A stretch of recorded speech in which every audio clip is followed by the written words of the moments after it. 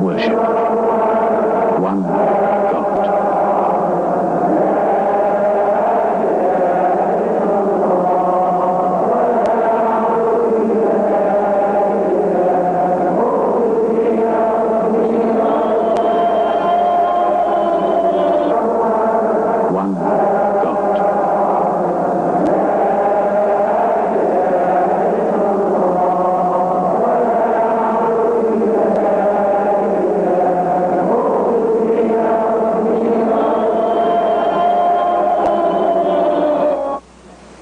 Alhamdulillah, wa ashhadu an la ilaha illallah wahdahu la sharika lah. We continue to record these khutbahs because they are very important. Now I know what I'm going to talk about.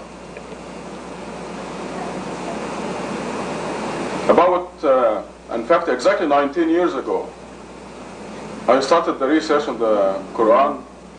I put it in the computer, and you know the rest of the story. Now after that, there was tremendous publicity for the miracle of the Quran. We had not reached the conclusion that is causing all kinds of problems for the disbelievers, that we shall worship God alone, that we shall devote ourselves to Allah alone, and that we must uphold the Quran, the whole Quran, and nothing but Quran.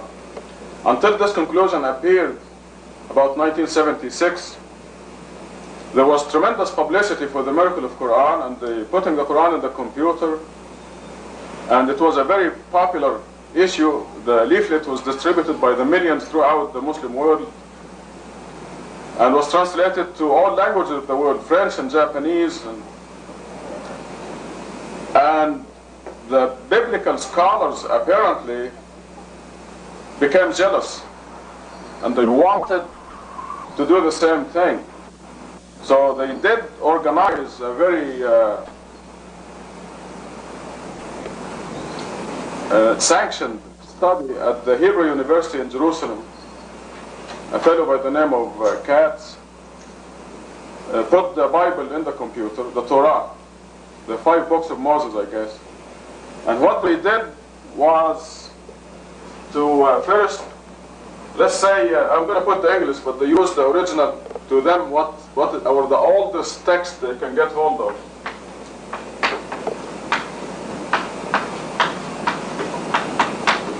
In the beginning, this is how the book of Genesis begins. What they did was take every second letter. I think they started with every 7th letter. 1, 2, 3, 4, 5, 6, 7. 1, 2, 3, 4, 5, 6, 7. So they took every 7th letter, put all these letters together, and tried to get meaningful words or sentences out of them. That didn't work. So they took every 8th letter, and that didn't work. And they kept going on until they got to some number and they found the word Torah. And they became very excited. And they said, God is saying that this is the Torah, and so on. They found words like Elohim, Jerusalem, Holocaust. But these words were formed from the letters that they extracted from the text, the original text of the Bible. Last night, Larry King had a professor at the University of California, San Diego. His name was Richard Elliott Freeman. His book is now in the market, and they're making a big noise about it. The book is entitled Who Wrote the Bible? And in the question and answer by telephone, somebody asked him if he's familiar with the computer work that was done in Israel. And I'm going to let you hear the answer. Then I will comment from there on.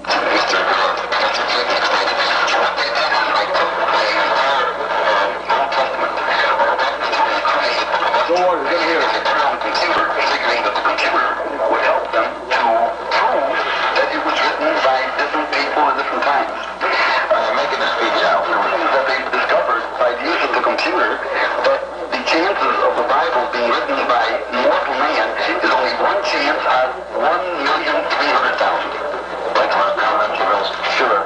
I'm familiar about there have been 2 of these computer studies in recent years that supposedly prove that the Bible is all by God or all by one person and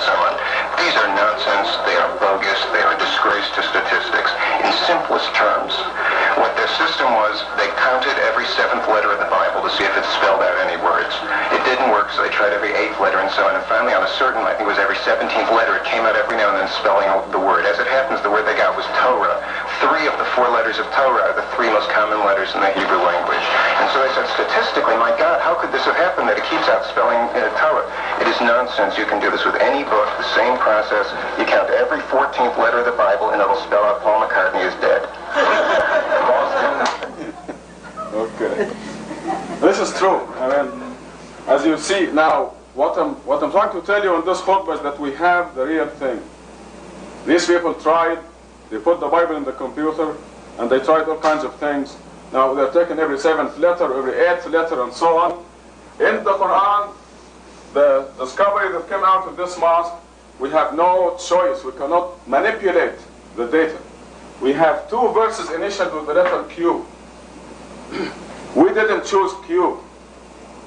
The author of the Quran, Almighty Allah, chose Q.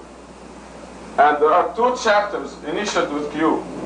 One is chapter 42, the other chapter 50.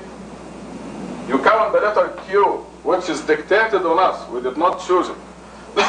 In chapter 42, and you have 57 Qs. 19 times 3. You count the letter Q in chapter 50, which is half as long as 42, and you also get the same number, 57,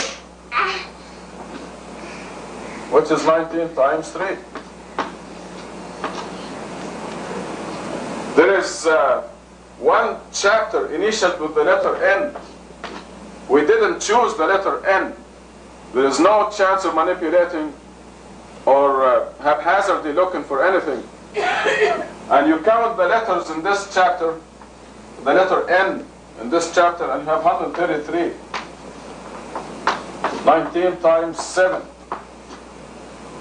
There are 3 chapters initiated with the letter S, the heavy S, a capital S, Sad. And you count this letter. There is no question about the letter. Q or N or S, they're very clear letters. And in the chapters initiated with S, you count this letter, and you find 152 S's, which is 19 times 8.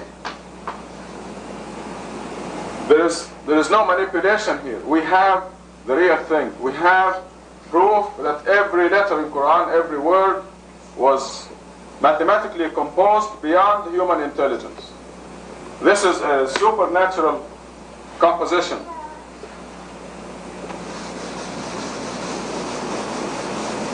I wanted initially to give you a report on my visit to San Diego. We had a very nice meeting last Saturday, and I find out that Abba May's aunt and uncle were there.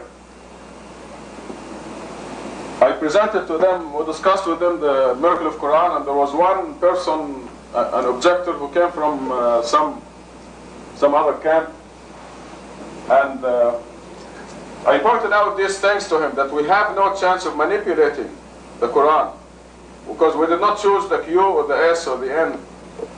And I asked him to explain how come all these are consistently multiples of 19. We have 7 chapters initiated with HM. 7 chapters. And you count these initials in the 7 chapters, and you have 2,147, or 19 times 113. 2,147. These 7 chapters are almost 1/10 of the Quran. And if you have 1 extra H or 1 extra M, this will not be a multiple of 19. It's an extremely sensitive mathematical composition. ALM in chapter 2, 9,899 of them. You count the letter A, the letter M, the letter L, and the letter M, and the total is 9,899. We did not choose ALM. Like they skipped every 7th letter, every 8th letter, and then they took the letters out and tried to make words out of them. Like Dr. Freeman said, you can do it with any book. Some of the critics say you can do this with any book, but it's not true. I tell them, fine. They said you can do it with any number, not necessarily 19. I say, please, let us see some other numbers. You know, would like to see a miraculous composition of the Quran using any number. And they haven't shown us anything yet. 19 years until now. And we challenge them to prove any mistake here. There isn't any. Notice this is 9899. Sounds like the price of a used car. 98.99, 99 cents. But this is a multiple of 19. 19 times 5, 2, 1. 1A, one letter A, if it's added or lost, becomes 9898, and that will not be a multiple of 19. If you add one L or one M in chapter 2, a huge chapter, just one letter lost or added, then you have 9900, which is a nice round number, but it's not a multiple of 19. We have a chapter initiated with K, H, Y, A, S, the heavy S. This happens to be chapter 19, and it has to do with the story of Mary and Jesus, the virgin birth, the miracles of Jesus, things that are normally unbelievable. And this is why God is strengthening this chapter with 5 initials. And you count them. These are distinct letters that I have in the book, the visual presentation book, with every one of these letters marked with a star, so they can see for themselves.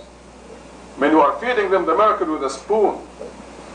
The first book was just tables and numbers, and they said, how do we know you're not lying? How do we know these numbers are correct? So I printed the second book for them with every letter. I say, all you need to do is show me one letter without a star, one of these letters without a star, or show me a star under a letter that is not one of these. There are 798 of these. This is 19 times 42.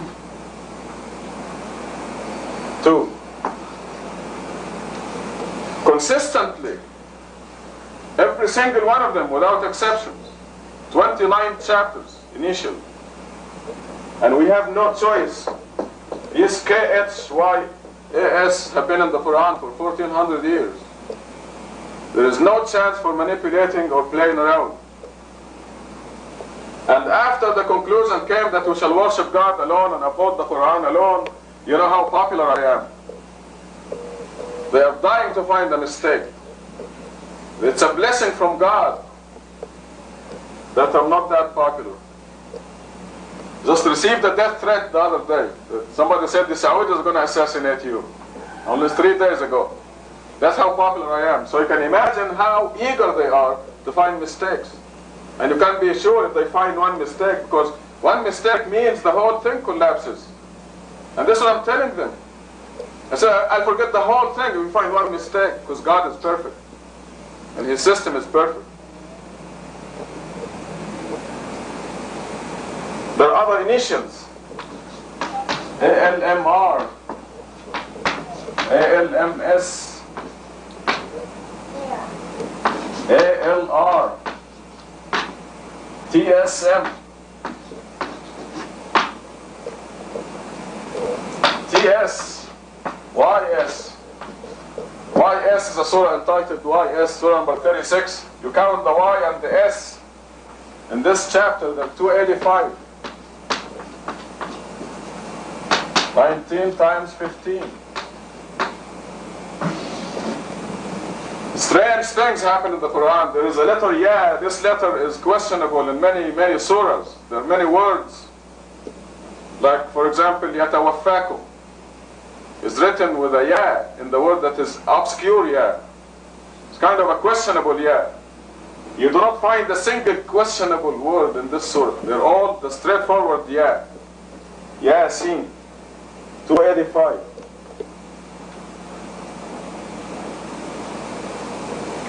I don't know what other letters I forgot, but every single one in their chapters is a multiple of 19.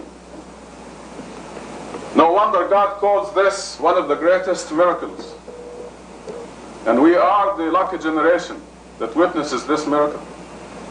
The consequences of this miracle certainly are fantastic. And they have evolved to the ultimate conclusion that I've been telling you about. God is doing everything.